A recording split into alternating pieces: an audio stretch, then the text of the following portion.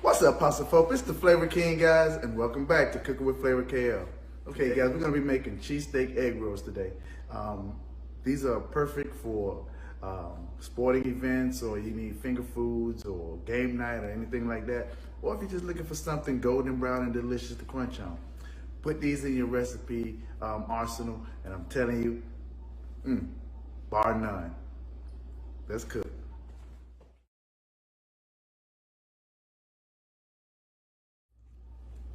Okay, guys, what you want to do, you have a whole bell pepper. I have a green and a red, and a medium-sized onion. Now you can just go with the green bell pepper and the onion, but I like a little red pepper in mine also. So what you want to do is go ahead and slice these up. They don't have to be. I slice them and then I cube them, just so you can get some of those veggies in every bite. It'll be a rough chop. They don't have to all be the same size, but generally you want to make them that so they can cook evenly. Okay? So that's what you really want to get right now. You don't want that white. You don't want to put that white part of the bell pepper in there. That's kind of sour, so I usually cut that out and just use the straight bell pepper. I don't use that bitter piece right there.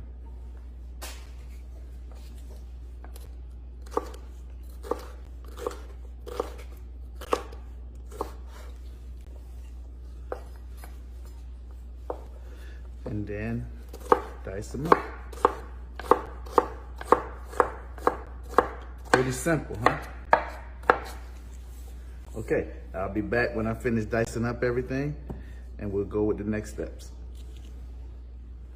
Okay, guys, look, I came back to let you see how I cut the onion, and you can cut this onion without crying. Now, look, if you have a food processor, you can definitely throw this in your food processor, save a lot of time. For me, I feel like it's kind of therapeutic cutting up these veggies. So what you want to do, you cut off the front end, leave the root end intact. The root, when you cut that root end, that is what make you cry. When you cut that back end, when you cut that, this thing that make you cry. So you leave that intact. Want to slice down the center of the onion lengthwise, and that also holds the onion together. Slice it that way, and there you go. You have diced onions, no tears, no frills, and that's how you cut that onion up. Okay. Okay, guys, I forgot. And look, I'm gonna add 1 garlic clove. Cut off the ends, and then I put it in the press.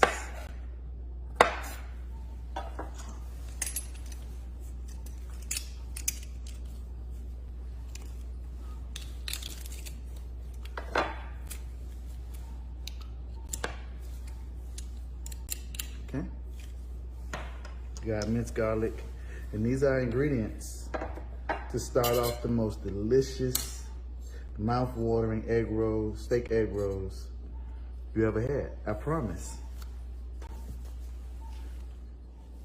Okay, guys, now we're over to the stove. We're gonna make our cheesesteak. What you wanna do, cut your fire on a medium heat. We're gonna let that pot heat up. We'll add a couple of globs of olive oil, and we'll start sauteing our vegetables. Okay, seems like our pan is hot enough now. A couple of globs, like I said, of the olive oil. Use plain olive oil, don't use the extra virgin. Don't leave as much of an aftertaste. We got an onion, a red bell pepper, and a green bell pepper. So what we want to do now is just mix those up, let them brown up, saute them, and then we'll add in our meat.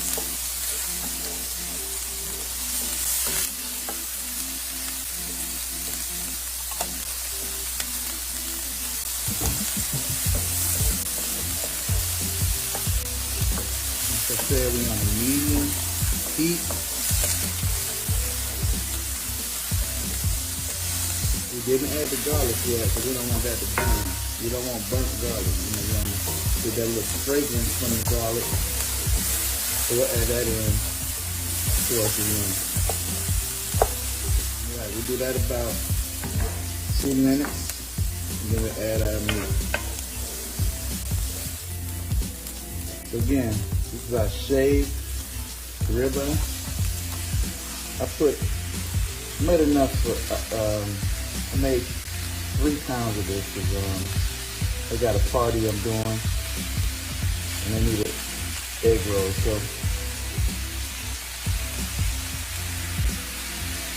but what the ingredients is going to be for 1.5 pounds. All right, this is going to require you to just keep breaking up that meat. Keep breaking it up, letting it cook even.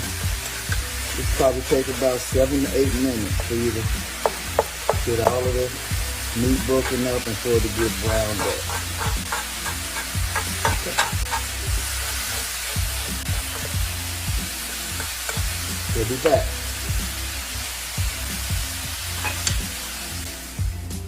Okay guys, so now that meat is almost done.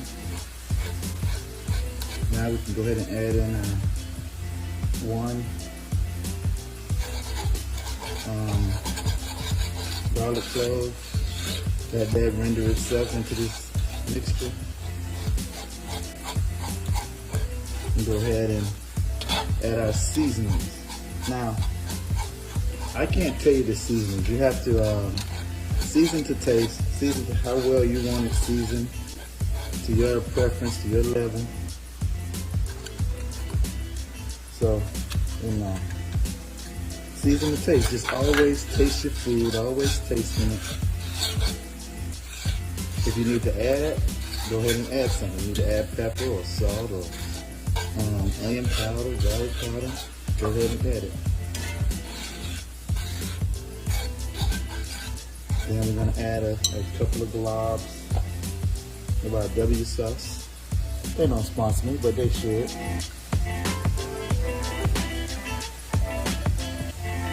Couple of globs. It don't come out that hard, so I say that probably about a teaspoon. Just keep that moisture in that meat. Make your cheesesteak succulent. See, it smells amazing right now. We're still gonna break this up. Now, these cheesesteaks will probably render you about 20 egg rolls. So, and then once you split those in half, you have 40 pieces. So good enough for a small gathering. Okay. And then again, like I said, you want to break that meat up. Okay. Break it up.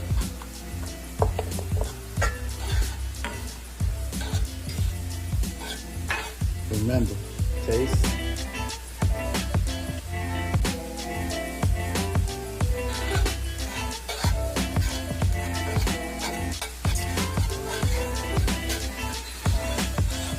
Perfect. All right. So that's your Philly cheesesteak mixture right there. Okay. We'll lay out our cheesesteak wrappers, and I'll show you how to wrap them up. Okay, guys. So what we have now, we have some cheese, we have our egg white, which is an egg and some water, and then we have our ribeye Philly cheesesteak mix. So what we're gonna do, and we have our egg roll wrapper. So I'll wrap a few of these, I'll let you see my process, and then we'll be back once we got them all wrapped up. Okay guys, so what I'll do first, I'm slice my cheese, slice that in half. I use provolone, but you can use mozzarella. You can use whatever cheese you want. It's your kitchen. You can do it how you want to do it. I'll lay out a couple of my egg roll sheets.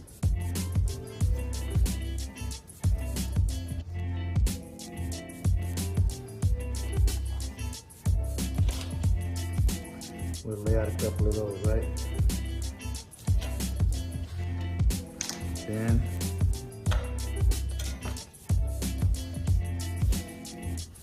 we'll lay out our egg roll sheets.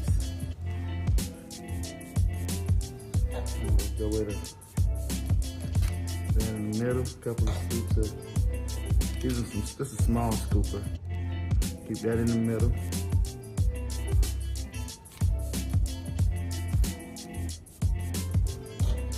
Small scooper. You want to balance your meat out in there so that once you roll it up, it don't get lopsided in the grease and don't fry well. Okay. Add a piece of provolone to each egg roll. Then we hit it with the brush. Now, if you don't have a brush, don't worry, you can use your finger. If you don't want to use egg, you can use water. But this is just what I use. Remember, it's your kitchen. You can do it however you want to do it. Okay? It's your kitchen.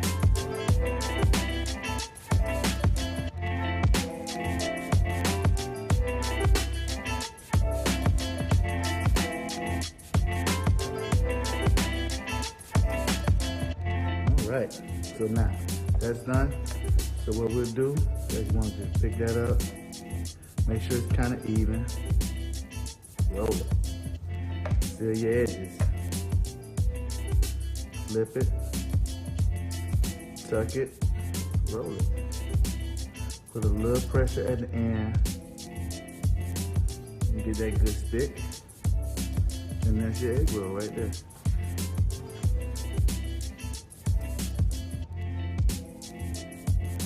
Try to keep it as even as possible, as symmetrical as possible within that egg roll. Tuck it. Don't put too much pressure on it because you don't want to split your egg roll. And that's it. Guys, y'all gonna be cooking these in no time. No time flat. I promise you.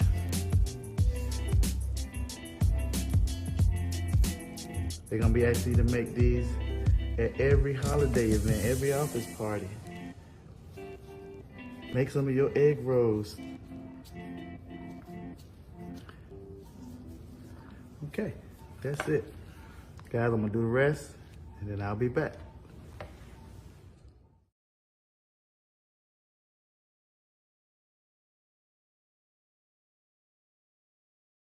We are picking men's brains today because we're asking men questions that we want to know. Honest answers. Don't get mad at the messengers. You're changing your looks all the time because you have to keep changing to keep his attention and to keep him from doing it. Then guess what? It's not you, it's the guy.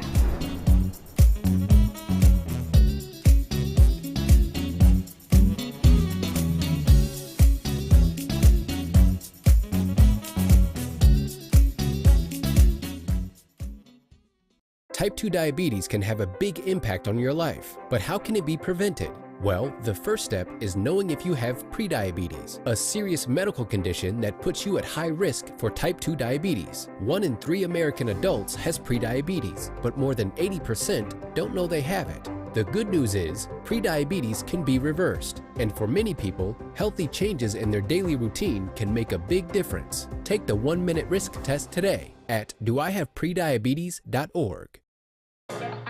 What's up, everybody? This is Jason Claiborne, and you're tuned in to Tea and Worship with my sister Mignon and my brother Chris and Corey on Hope TV. Father God, who is Chris? Did I make up a name? You said 3 hoes. Oh, You said 3 people. Chris, what you say, Chris? Chris.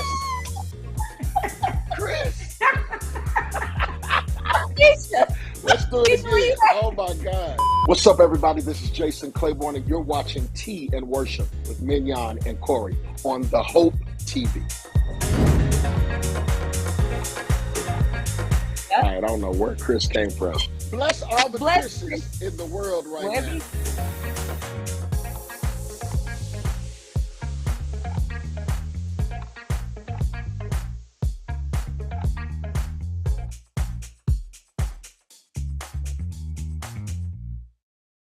Hey guys, we're back. Thanks for joining me, guys. Today we're going to be making a Jimmy Dean sausage dip. And look, we're going to have some breakfast sausage, some Velveeta cheese, cream cheese, some jalapenos. We're going to be ready. Let's cook. And guys, look, this is a one-pan meal. Look, all you got to do is combine your cheese, your cream cheese, your Velveeta cheese, cook your sausage, add in your Rotel, and let that thing cook for about 15, 20 minutes, and your dip is done. All right, we're gonna move over to the stove. I got the pan on a medium-high heat, which is about a 6 for me, and we're gonna brown up our sausage. Hey guys, look, so this is a real easy recipe, guys. You only have 4 ingredients. You have your Jimmy Dean sausage. You have your Velveeta cheese, you got your cream cheese, and you have your Rotel. So all you want to do, like I said first, cook down your sausage. Cook this down, brown it up. This is like 1 pound, so I got 2 pounds of sausage. So this should feed about 40, 50 people. All right?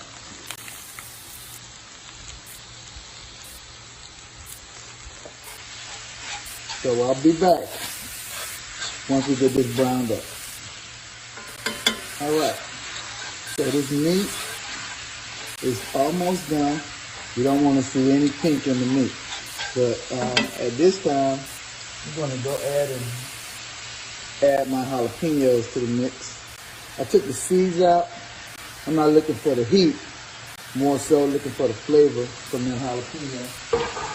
So I said there were 4 ingredients, but I'm being extra, so that's 5. If you want to add jalapenos, you can. If not, you don't have to add them. It's your kitchen. You do it how you want to do it, okay? And listen, I have the Jimmy Dean regular breakfast sausage. You can get the hot. You can get the one with maple. Whatever you like. Nah, don't get the one with maple. I got that one by mistake one time, and I didn't like the flavor of it. So get the regular or the hot. If you want heat, you can turn up the heat. You can add some cayenne or some red pepper flakes. And you can get the hot Rotel and just turn it up a notch if that's what you're trying to do. But right now, you know, I'm just going to keep it on the mild side and just look at them flavors. Look for those flavors. That's all we're doing over here. Okay? And go ahead and add our Rotel dip. Our Rotel, 2 cans of Rotel.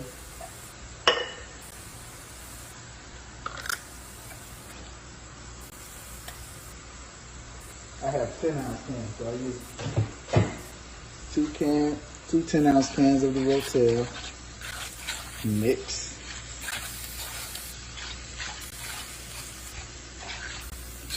And then, look, I'm just gonna add that cheese over the top, cover it, and let it simmer for about 15 minutes. And we partially done. It's not ready just yet. Almost there. And that's like 16 ounces of Velveeta cheese and 1 block of cream cheese. And we're gonna cover that up. I know that's not the lid for that, but we're gonna cover it up anyway. And we're gonna let that cook. All right, guys, we're gonna check our pot. Okay. Need a little more cheese in there. Not as cheesy as I would like it. So I'm gonna add some more Velveeta. Once we let these marry up some more, we're gonna give it a taste. Make sure the seasoning is there. You know, generally you don't even need to put seasoning in this. It just all come together. No salt, no pepper. You know, you can put some Cajun seasoning in there, some smoked seasoning, whatever you like. But I'll be back. I'm gonna add a little more Velveeta to this.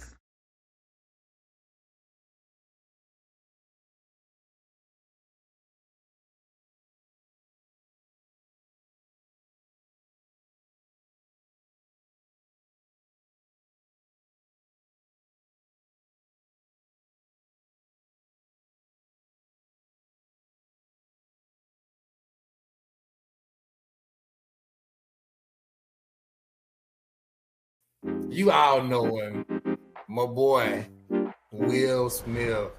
His tone is a very conversational tone, and he has the ability to be a storyteller because he is a, actor. And so this book was more of a page turner. I really enjoyed hearing and listening to him narrate the book.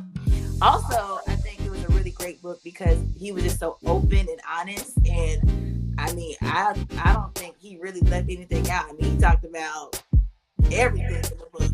And I just want to throw this out there, that this is basically one of my favorite memoirs. And you know how I feel about the other book that I have read.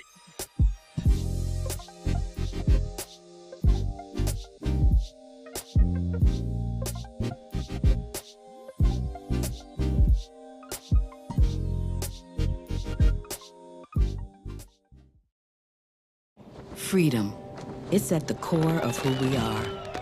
The freedom to live without fear, to jog where we please, to wear a hoodie. The freedom to breathe. Before we celebrate the freedom most Americans have, we must fight for the freedom all Americans deserve. Because all lives can't matter until Black lives matter.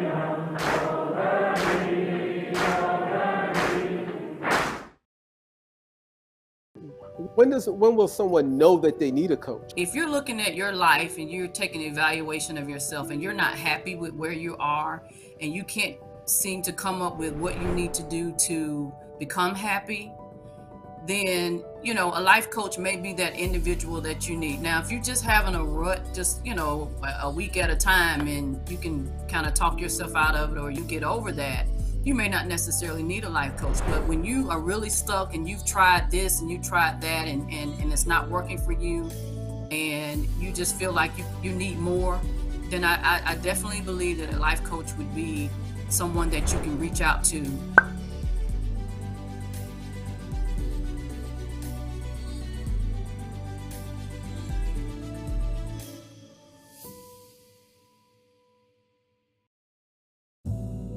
Some 16-20 shrimp, quarter cup of sugar, quarter cup of salt, lemon. That's gonna be for our poaching liquid.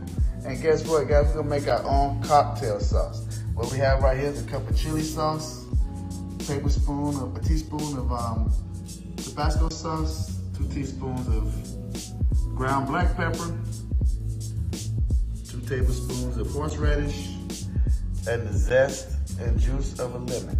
And that's what it's gonna, and guys, look, that's all you're gonna need to make this soft, succulent, classic cocktail shrimp. Now let's cook. Okay guys, so what we have over here, what we brought to a boil is 6 cups of water. We have that boiling. We're gonna cut that water off, and then we're gonna make our poaching liquid. What we're gonna use is a quarter cup of kosher salt, quarter cup of sugar, the juice of a lemon. You can use the whole thing, put the whole thing in there. That's gonna render all those flavors into the water. And then these are 16-20 shrimp. And what these shrimp are, it just means they're 16 to 20 per pound. So we're gonna put these in here. We're gonna let those poach no longer than 3 minutes. If you put them in there for 3 minutes, they're gonna get rubbery and dry. The timer, and at 3 minutes, we're gonna give it an ice bath. We're gonna stop the cooking. I have my ice right here. We're gonna pour it in the pot. And then we're gonna let those continue to seep into that liquid for about 10 minutes. Then we'll drain it, pat it dry, and our shrimp cocktail will be done. But what we're gonna also do is make our own cocktail sauce. We got 3 minutes on that poaching and we'll be right back. Okay guys, we got about a minute left. About 45 seconds left. Then we're gonna plunge our ice into the water to stop that cooking process. Look, 1620s are a good size shrimp for your shrimp cocktail, okay? We brought them to a boil, we brought the water to a boil, let these steep for a poach for 3 minutes. We're gonna add our ice bath, and then we're gonna let them sit in that water for 10 minutes, okay? While they're sitting in that water, we're gonna get our cocktail sauce prep, okay? That's about it. That's about 3 minutes. Add that to the water. And then we just let that sit there like that. Okay, okay guys, so now we're gonna make our sauce. So what I have in the bowl already, I zested one lemon. We have a cup of chili sauce. You wanna use chili sauce instead of the cocktail sauce because it already has like the onions and garlic powder already in there, okay?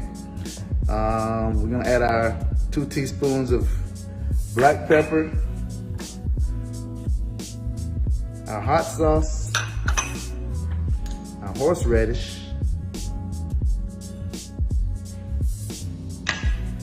and the juice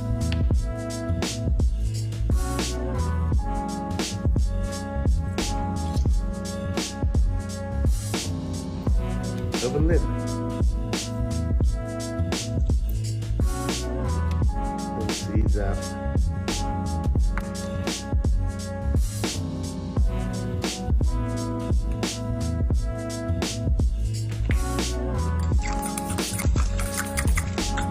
Then we just whisk that up.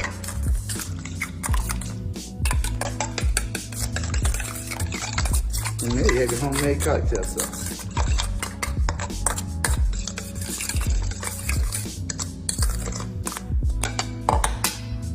We'll be back. All right, guys, so it's been 10 minutes. Our poaching is over. We're gonna dump that out into the strainer. Then we'll add our shrimp to our prepared pan and pat dry. And then just pat them dry.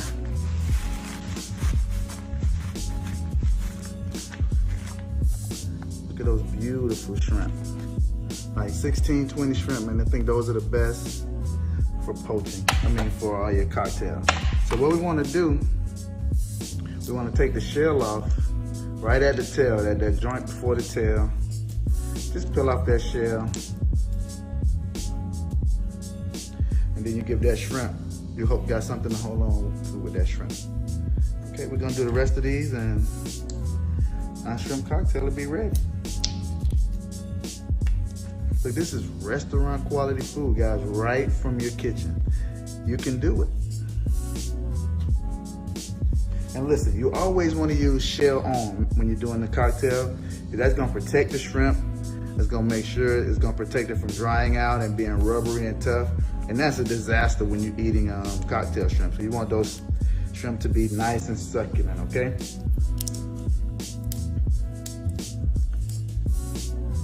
All right. Okay, guys, look, shrimp is done.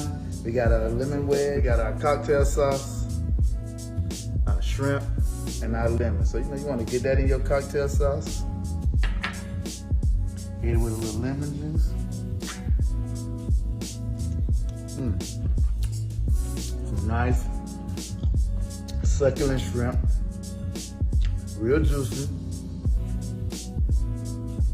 Got that hint of lemon. That cocktail sauce is amazing. Oh my God, I can't say nothing else. All right, guys, thanks for tuning in. See you next week on another edition of Cooking with Flavor KL. Remember, do whatever you do, but whatever you do it with flavor. Peace.